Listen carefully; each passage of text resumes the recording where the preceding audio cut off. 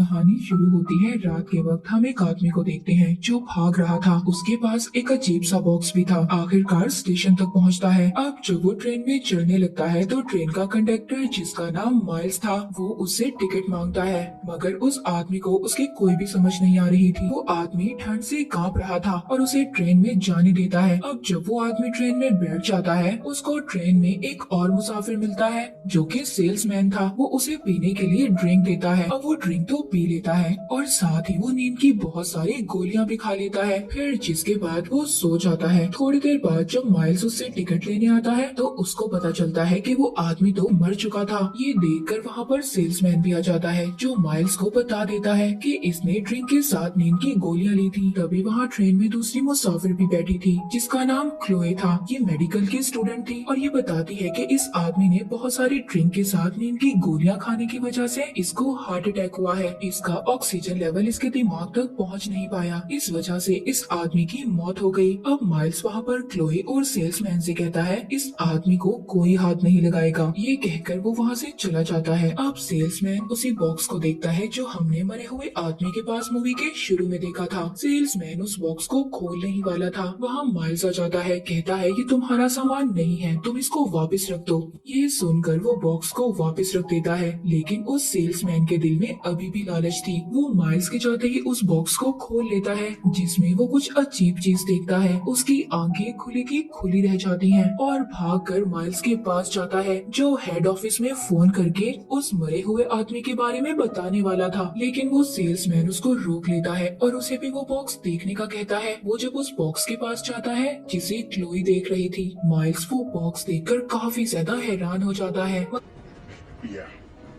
अगर माइल्स अभी भी यही सोच रहा था कि बॉक्स उस मरे हुए आदमी का है। अब सेल्समैन जो बहुत लालची था वो कहता है देखो इस बॉक्स की कीमत बहुत ज्यादा है, हम इसे बेच देंगे जिससे हमें पैसे मिलेंगे और हम इसे आधे आधे कर लेंगे। लेकिन माइल्स उसकी बात नहीं सुनता और कहता है तुम्हारे सामने उस आदमी का हाल तुम देख चुके हो और जब इस बॉक्स का मालिक इसको ढूंढते हुए यहाँ तक आएगा तो हम क्या करेंगे। तुम दोनों तो मुसाफिर हो, चले जाओगे, मगर मुझे इसी ट्रेन में ही रहना है। सेल्समैन कहता है तुम चाहो तो ये नौकरी छोड़ भी सकते हो, पर माइल्स नहीं मानता। तभी पीछे से क्लोई बोलती है हम किसी को बताएंगे ही नहीं इस आदमी के बारे में कि ये ट्रेन में ही मर गया है, और तुमने ही तो बताया है इसने टिकट भी नहीं लिया था और इस बारे में किसी को पता भी नहीं चलेगा, जब कोई रिकॉर्ड ही नहीं होगा कि वो इस ट्रेन में आया भी था या नहीं। क्लोई वहाँ पर नक्शा देखकर बोलती है कुछ देर बाद ये ट्रेन नदी के पास से गुजरेगी, हम ऐसा करेंगे इस आदमी की लाश को नदी में गिरा देंगे। मगर माइल्स अभी भी इस बात के लिए नहीं मानता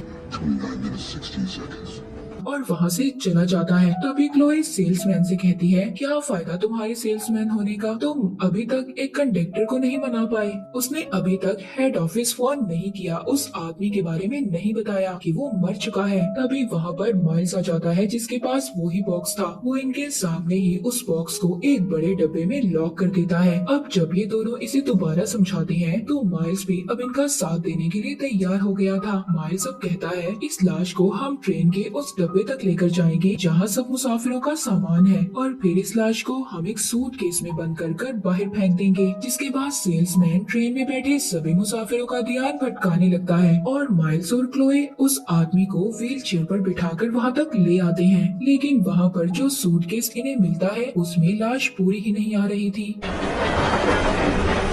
इस बात पर सेल्समैन को बहुत गुस्सा आता है। वो कहता है क्या फायदा हुआ हमें इस लाश को यहाँ तक लाने का। तभी क्लोई वहाँ पर किचन से बड़ा सा चाकू लेकर आती है। हम इस लाश को काटकर सूटकेस में रख देंगे, तब तो ये पूरी आ जाएगी ना। मगर माइल्स उसको ऐसा करने से मना कर रहा था। तभी वहाँ की लाइट जलने बुझने लगती है और इसी बात का फायदा उठाकर क्लोई उस मरे हुए आदमी का सर काट देती है और कहती है अब तो तुम पुलिस को नहीं बुला सकते, तुम्हारे पास कोई सबूत ही नहीं होगा कि इस लाश का सर कैसे कट गया, और मेरे बारे में तो तुम बिल्कुल नहीं बताओगे। क्लोए बहुत ही बेरहमी से लाश के जिस्म के हिस्सों को काट देती है और सूटकेस में बंद कर देती है, और नदी के आते ही ये सूटकेस को उसमें फेंक देते हैं। मगर तभी वहाँ दूसरा कंडक्टर आ जाता है जो वहाँ का खुला दरवाजा देखकर उसे बंद करने चला जाता है। सेल्समैन और माइल्स दोनों बाहर ही रह गए थे जो सूटकेस को पानी में फेंकने गए थे। क्लोई भी वहाँ का दरवाजा नहीं खोल सकती थी क्योंकि वो कंडक्टर लॉक कर गया था। बाहर भी काफी ज्यादा ठंड थी। माइल्स और सेल्समैन ठंड से कांप रहे थे। वो ठंड की वजह से जमने लगते हैं। क्लोई जल्दी से चाबियां लेकर दरवाजा खोलने जाती है, मगर जैसे ही वो दरवाजा खोलने लगती है तभी उन चाबियों में उसे वो चाबी मिल जाती है जो उस लॉक की थी जिसमें माइल्स ने उस बॉक्स को छुपाया था। अब ये देखकर वो दरवाजा नहीं खोलती और उस बॉक्स को लेने भागती है क्योंकि ये अकेले ही उस बॉक्स को लेना चाहती थी। लेकिन अचानक से उसके पास ट्रेन की छत से माइल्स आ गया था और अब वो दरवाजा खोलकर सेल्समैन को भी बचा लेता है। अब ये तीनों दोबारा से उस बॉक्स के पास जाते हैं मगर वो बॉक्स इनसे नहीं खुलता। माइल्स बहुत कोशिश करता है मगर वो बॉक्स तो खुलने का नाम ही नहीं ले रहा था।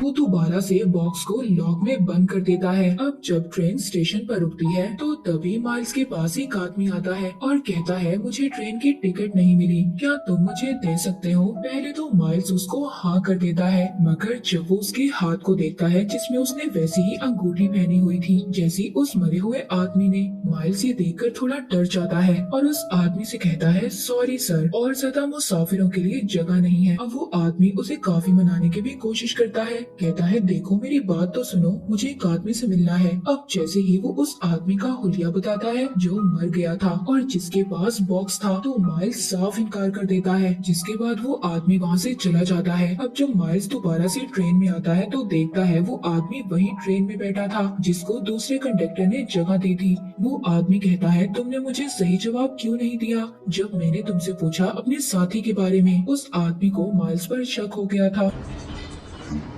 वो क्लोई और सेल्समैन पर भी गन कर लेता है और कहता है मैं यहाँ पर जो लेने आया हूँ वो मुझे दे दो। ये आदमी भी दरअसल उसी बॉक्स के पीछे आया था। माइल्स उसको वो बॉक्स दे देता है और जैसे ही वो आदमी उस बॉक्स को पकड़ता है वो बहुत गर्म था जिससे उसकी गन नीचे गिर जाती है। इस बात का फायदा उठाकर सेल्समैन वो गन उठा लेता है और उसी आदमी की तरफ कर देता है, मगर वो आदमी कहता है देखो मुझे ये बॉक्स खत्म करने दो, मेरे पास इसकी चाबी है, वरना न जाने कितने आदमी इस बॉक्स के पीछे आएंगे और ऐसे ही मारे जाएंगे। सेल्समैन कहता है ठीक है तुम इसे खत्म कर दो, पर इसमें जो खजाना है वो मुझे दे दो। वो आदमी समझ चुका था कि इसने इस बॉक्स के अंदर देखा है। वो उसे बताता है जो भी इस बॉक्स के अंदर देखता है वो सुबह का सूरज निकलने से पहले मर जाता है। अब जैसे ही बातों में लगाकर वो आदमी सेल्समैन से गन छीनता है, उनकी आपस में लड़ाई हो जाती है और गोली लगने की वजह से वो आदमी मर जाता है। यहाँ पर हमें पता चलता है कि इन तीनों को उस बॉक्स में अलग अलग चीजें नजर आई थी। जैसे ही अगले स्टेशन पर ट्रेन रुकती है पुलिस भी चेकिंग करने आ जाती है। क्लोई माइल्स से कहती है कि तुम सूटकेस लेने जाओ जिससे मैं उस आदमी की लाश को ठिकाने लगा सकूं, मगर माइल्स अब आगे इसका साथ देना नहीं चाहता था। ये उसे धमकाती है और कहती है अगर तुमने ऐसा ना किया तो मैं तुम्हारी बीवी को मार दूंगी, मगर पुलिस अभी भी ट्रेन में ही मौजूद थी। माइल्स अब उधर से भागने की कोशिश करता है, तभी वो देखता है सेल्समैन भी उस आदमी के साथ मर चुका था। जैसे उस आदमी ने कहा था कि इस बॉक्स को जो भी देखेगा वो मारा जाएगा। पुलिस को भी माइल्स पर शक हो जाता है। पुलिस ऑफिसर जैसे ही उस पर गन करता है उधर क्लोई आकर उसको भी मार देती है और उसकी गन लेकर माइल्स से सभी लाशों को छुपाने का कहती है। लेकिन अब वो उसको समझाता है देखो समझने की कोशिश करो, अगर हमने इस बॉक्स को खत्म नहीं किया तो ये पता नहीं कितने लोगों की जान लेगा। अब माइल्स उस बॉक्स को लेने जाता है मगर वो तो उस जगह पर था ही नहीं। ये क्लोई को उसी जगह बंद कर भाग जाता है जहाँ पर इसने उस बॉक्स को छुपाया था। ये दूसरे कंडक्टर के पास आता है जिसके पास उस लॉक की चाबी थी। ये उसे वो बॉक्स मांगता है मगर वो तो देने से साफ इनकार कर देता है, कहता है वो बॉक्स तो मेरा है। माइल कहता है वो बॉक्स बहुत खतरनाक है। तभी दूसरा कंडक्टर कहता है अच्छा अगर वो ऐसा है तो तुमने इतने लोगों को क्यों मारा? मैं सब जानता हूँ, उसमें खजाना है। तभी वहाँ पर क्लोई भी आ जाती है जिसके पास गन थी। वो कंडक्टर के पाँव पर गोली मार देती है और उससे कहती है कि मुझे वो बॉक्स दे दो। तभी वहाँ एक अनजान आदमी आकर कंडक्टर को गोली मार देता है। माइल्स जब उधर आकर देखता है वहाँ पर क्लोई भी गिरी हुई थी, यानी कि किसी ने क्लोई को भी मार दिया गया था। वहीं पर एक मुसाफिर खड़ा था जो जापान से था, जिसके पास गन थी। माइल्स देखकर ये समझता है कि इसने ही दोनों को मारा होगा। अब ये जल्दी से ट्रेन की दूसरी मुसाफिर के पास जाता है और कहता है इस ट्रेन में कातिल घूम रहे हैं। तभी वो उस औरत का बैग देखता है जिससे खून टपक रहा था। माइल्स इससे पहले कुछ समझता, वो औरत कहती है उनको तो मरना ही था जो मेरे रास्ते में आ रहे थे।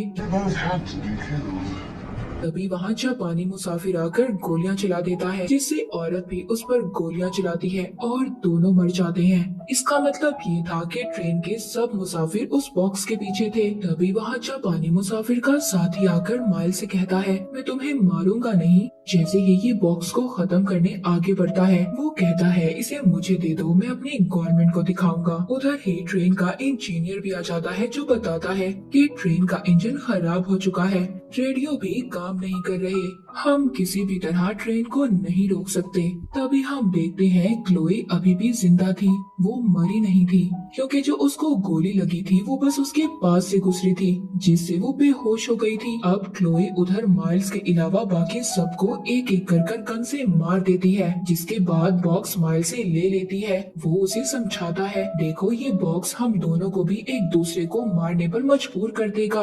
क्लोई कहती है नहीं, मेरे साथ ऐसा नहीं होगा, ये बॉक्स मुझे बहुत पसंद करता है। मगर माइल्स उस पर हमला कर देता है, जिससे वो बेहोश हो जाती है। वो बॉक्स लेकर उसको खोलने की कोशिश करता है, उस आदमी की चीजें चेक करता है जो मर चुका था। तभी उसको उसके हाथ में अंगूठी नजर आती है और वो अंगूठी को उसके हाथ से उतार लेता है, फिर ट्रेन को रोकने की कोशिश करता है। अब क्लोई को भी होश आ गया था, वो माइल्स के साथ लड़ती है और इसी लड़ाई में बॉक्स ट्रेन से नीचे गिर जाता है। क्लोई उसे उठाने की कोशिश करती है, तभी वो बुरी तरह से ट्रेन से लटक जाती है। माइल उसे बचाने की कोशिश करता है, मगर उसके जिस्म के दो हिस्से हो जाते हैं और क्लोई भी मर जाती है। हम देखते हैं माइल्स ट्रेन की पटरी पर बॉक्स को ढूंढ रहा था।